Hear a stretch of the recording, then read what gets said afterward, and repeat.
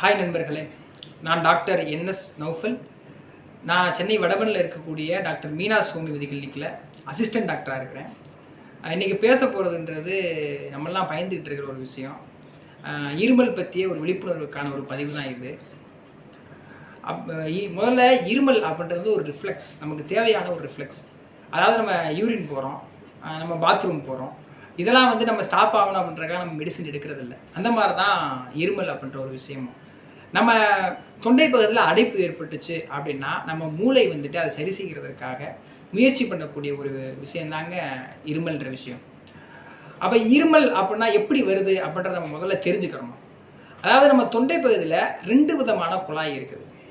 ஒரு குழாய் உணவு குழாய், இன்னொரு குழாய் காற்று குழாய். அப்போ உணவுப் பொருள் பொதுவாக உணவு குழாய் வழியாக தான் போகணும், ஆனால் காற்று குழாய் வழியாக போயிடக்கூடாது. அப்போ நம்ம சாப்பிட்ற சாப்பாடு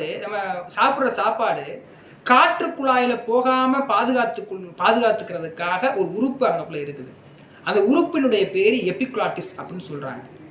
அப்போ எபிகுலாட்டிஸ் என்ன செய்யணும், உணவு போகும் பொழுது அந்த காற்று குழாயை மறைச்சிக்கிறோம். அப்போ உணவுப் பொருள் அங்கே போகாமல் உணவு பாதை வழியாக நேராக போயிடும் உணவு பாதை நார்மலாக.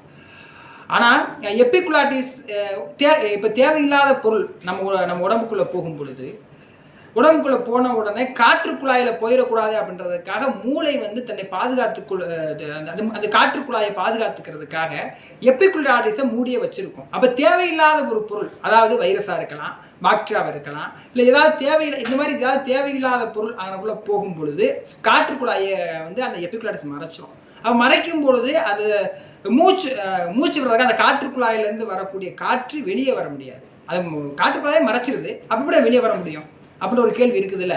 அப்போ வர முடியாதனால அங்கே அதிகப்படியான அழுத்தம் அதிகமாகும். நுரையீரலில் அது அழுத்தம் அதிகமாகிறதுனால நெஞ்சு பகுதியில் இருக்கக்கூடிய மசில் இறுகிறோம், வவுத்து பகுதியில் இருக்கக்கூடிய மசில் இறுகிறோம். அதாவது நம்ம ஒன்றுமே இல்லைங்க, ஒரு நிமிஷம் நீங்கள் அப்படியே மூச்சு இழுத்து பிடிச்சி பாருங்களேன், உங்களுக்கே அந்த மாற்றங்கள் தெரியும். நெஞ்சு பகுதி இறுகிருக்கும்.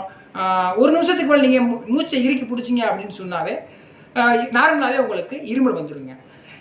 அப்போ இந்த அழுத்தம் அதிகமாகும் பொழுது அதோட காற்று அழுத்தம் அதிகமாகிறதுனால நுரையீரலில் காற்று அழுத்தம் அதிகமாகி எபிகுலாட்டிஸ் வேகமாக ஓப்பன் ஆகும் பொழுது அது தேவையில்லாத அந்த பொருள்களை வைரஸோ பாக்டீரியோ சம்திங் ஏதோ ஒன்று என்ன செஞ்சிருது அப்படின்னா வேகமாக அதோட வேகத்தில் வெளியேறதான் இருமல் அப்படின்னு சொல்கிறாங்க. அப்போ அது வைரஸ் தேவையில்லாத அந்த பொருளை என்ன செஞ்சிருது, வெளியேறுது. அப்போ இது ஒரு தேவையான ஒரு விஷயமாகத்தான் இருக்குது. அப்போ நம்ம இதை பற்றி முழுமையாக தெரிஞ்சுக்கணும் அப்படின்னா இதோட டைப்ஸ் வகைகள்லாம் என்னன்றதை நம்ம அவசியம் தெரிஞ்சுக்கிறணும். 4 வகையான டைப்ஸ், முக்கியமான வகை 4 வகை இருக்குதுங்க. முதல்ல வெட் கஃப் அப்படின்னு சொல்கிறாங்க. அதாவது சளியுடன் கூடிய இருமல். சளியுடன் கூடிய இருமல் வந்துச்சுன்னா நம்ம கவனிக்க வேண்டியது என்னன்னா, சளி எந்த கலரில் போகுதுன்றதை அவசியமாக கவனிக்கணும். ஏதாவது பாக்டீரியா வைரல் இன்ஃபெக்ஷன்ஸாக இருந்தால் பச்சை கலரு, மஞ்சள் கலரு, இந்த மாதிரியான கலர்களில் வரதுக்கான அதிகமான வாய்ப்பு இருக்குது. அதாவது இந்த மாதிரி வரும்போது உடனே மருத்துவர் அணுகிறோம். என்ன காரணம், நிமோனியா மாதிரியான நுரையீரல் சம்மந்தமான பல பிரச்சனைகள் வர்றதுக்கு வாய்ப்பு இருக்குது. இது முதல் டைப். இரண்டாவது என்னன்னு கேட்டிங்கன்னா ட்ரை கஃப், அதாவது வறட்டு இருமல். வறட்டு இருமல் எப்போ வரும் அப்படின்னா, அதிகமாக மாத்திரை எடுக்கிறாங்க இல்லையா. உதாரணத்துக்கு பிபி மாத்திரை கண்டினியூ எடுத்துக்கிட்டு இருக்காங்க, பிபி மாத்திரை கண்டினியூ எடுக்கிறாங்க அப்படின்னா அவங்களுக்கு என்ன செய்யும், ட்ரை கஃப் வர்றதுக்கான அதிகப்படியான வாய்ப்பு இருக்குது. ரெண்டாவது ஈசோஃபேகல் ரிஃப்ளெக்ஸ் டிசீஸ் அப்படின்னு சொல்லுவாங்க. அதாவது எதுக்களிக்கிறது. நம்ம இப்போ நைட்டு 11 மணி ஆயிரும், நம்ம போயிட்டு வரதுக்கு லேட் ஆயிடுது, 11 மணிக்கு வேகமாக சாப்பிட்டு உடனே படுக்கிறோம் இல்லையா. அப்போ எதுக்களிக்கும் பொழுதும் ட்ரை கஃப் வருவதற்கான அதிகப்படியான வாய்ப்பும் இருக்குதுங்க. இது மட்டும் இல்லை, 3வது வகை என்ன அப்படின்னா, 3வது வகை பெராக்சிமல் கஃப். அதாவது நம்ம நல்லா இருப்போம், இருமலே நமக்கு வந்திருக்காது, திடீர்னு பார்த்தீங்கன்னு சொன்னால் தொடர்ச்சி இருமலாக இருக்கும். தொடர்ச்சி இருமலாக இருக்கும்.